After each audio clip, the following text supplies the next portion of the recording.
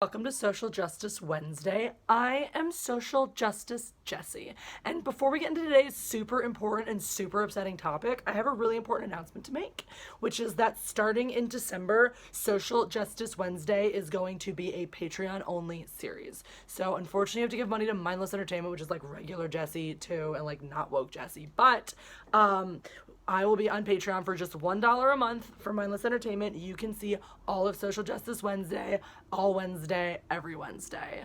All right? And that's really important that you do that, okay? I made this decision because, I decided, based on my feelings, that YouTube supports fascism. So that's what it's going to be.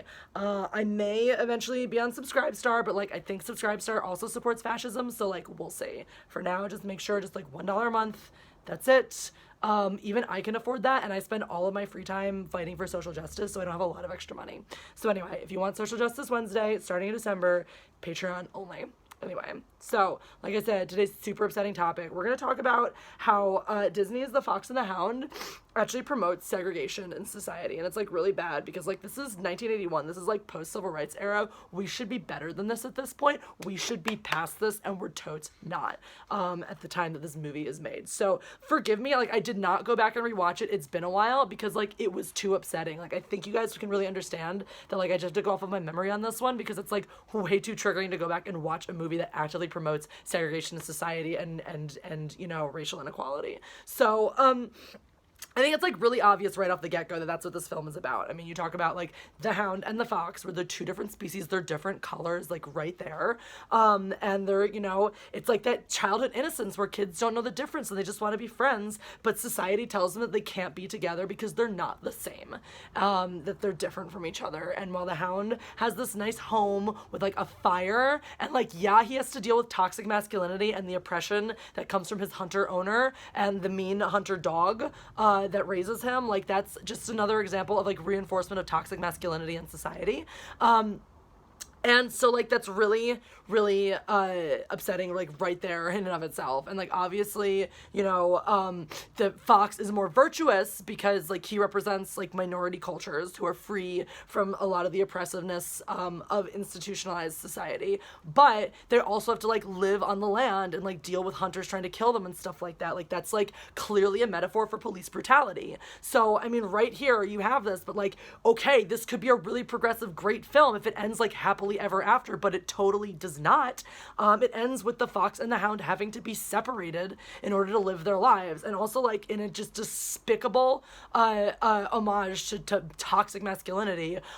The hunter doesn't die, the big bad dog doesn't die, even when they're confronted with the bear, and the bear is clearly a metaphor for them confronting their own internalized racism and their own internalized white male privilege, and they aren't defeated by it. They just get to continue living with their white male privilege without learning anything from this. And in order to be happily ever after, the fox has to give in to just a regular heterosexual relationship, which brings me to the next point of the story, which is clearly also a homophobic story, because obviously homoerotic tension between the fox and the hound. And this is such a beautiful opportunity here, right? This is such a beautiful opportunity to have an interspecies homosexual relationship.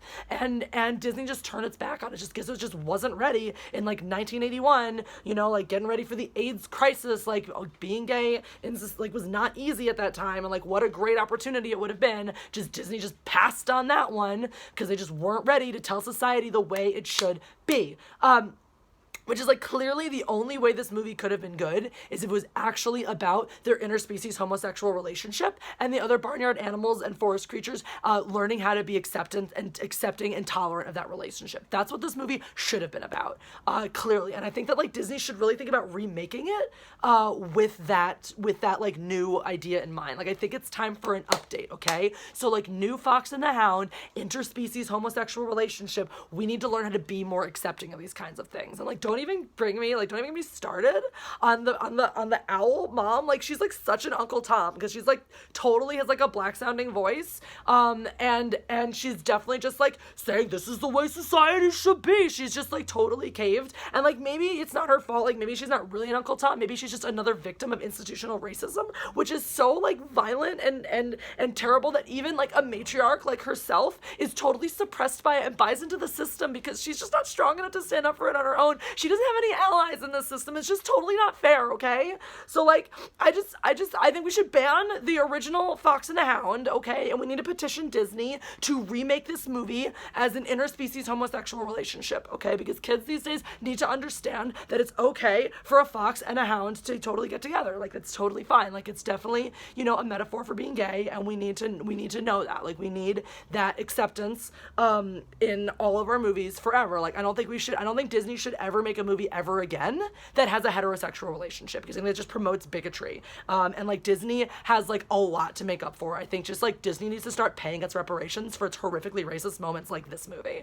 Like, this movie is about as bad as Song of the South, honestly, if we're talking about like furthering the racial divide and promoting institutional racism. So like, I think Disney really, like, hashtag pay reparations now. Like, Disney, you need to get with this and start paying your reparations, okay? And I just want to say, like, how much happier I am talking about these things that I haven't had to deal with in such a long time, because, like, as you know, you can probably tell how much is better I am. Like, I'm not even shaking. Like, I didn't even have a panic attack making this video, so I think we can all, like, be really proud of me.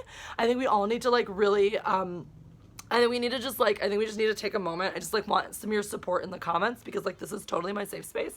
And I just, like, would love to hear your support in the comments about how great it is that I'm such a healthier person now that I'm talking about things that happened, like, before, and not, like, things happening today in society. And, like, I really want to do that because I think it's really important, but, like, also understand that, like, my personal well-being and my mental health is really, really important. It's, like, more important than those other things. So I think I'm doing, like, the same level of good by just digging out all of our, like, entrenched racism in society without having to, you know, be totally triggered all of the time, because, like, it's really hard, okay? Like, it's hard. Like, I walk around society every single day just being triggered and, like, feeling really attacked, like, personally attacked and oppressed by all the men around me. So I just want you all to, like, take a moment to appreciate how difficult my daily life is and how brave I am for being here and talking about these difficult subjects, and, like, how great it is that I found a way to be healthy while still doing great social justice. So I just want everyone to appreciate me really fast. I think that's, like, super important, okay? So that's all. So, like, hashtag ban Fox and the Hound and remake it as an interspecies homosexual relationship. And that's all. Okay, done.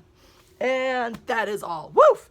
That was fun. I enjoyed that one. I've thought about watching Fox and the Hound again when I'm ready to cry hysterically forever, because I freaking love that movie. In all seriousness, now, I was looking back and I was thinking, I was like, wow, this was really a great film. This really actually did have a great message about, you know, not necessarily racism, but just, you know, differences, whether it's class differences, racial differences, any kind of societal differences, and bridging those divides and how difficult it is, and the nature versus nurture, and, you know, what society teaches us is right and wrong, and the innocence of children to be able to reject that and just see the good in people. So in all seriousness, it is actually a really beautiful movie, and I wish that Disney made movies that were as thoughtful as that nowadays.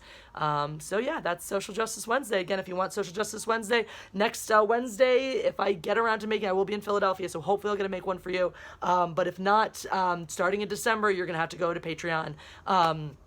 I hope it's not too much of a burden to ask you guys to shift over there to check out my content. It's, I mean, just $1 a month, I'm going to be offering you almost everything. At $2 a month, I'll be offering you everything that used to be hosted on here. I just can't rely on YouTube anymore as for anything, because it's completely unreliable. So I'll still be putting things up here. I'll be putting some fun videos up. I'll be putting some, I'm going to do some sketch work and stuff, some different kinds of things on this channel. So, but the brunt of that is going to be hosted over there. So if you want to know more about my Patreon, there's a video going to be popping up in a second called Get Involved with Me.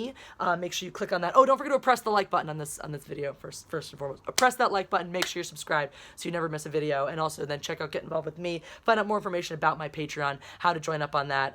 If you want to support on Patreon a small amount, if you ever want to give a little bit more, you can always use PayPal. It's another great alternative.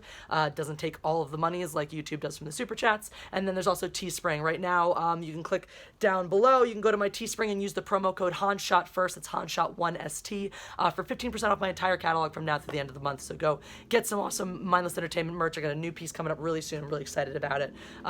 So yeah, do all those things. Make sure you subscribe to LA Cheesesteak Reviews. We're working on that channel. That's me and my fellow Philly transplants trying to find a decent cheesesteak in LA and largely failing. Hilarity ensues. So make sure you guys check that one out as well. Make sure you're subscribed so you don't miss it when we start putting up new content again. And don't forget to follow me on social media, on Instagram at Mindless Entertainment, on Twitter at Jessi Milestone. And don't forget to follow the @Team Jessi fan account on Twitter. It's the official Jessi Milestone fan account run by not me, but a really, really cool dude. So do all those things. I'll talk to you again soon. God Empress out.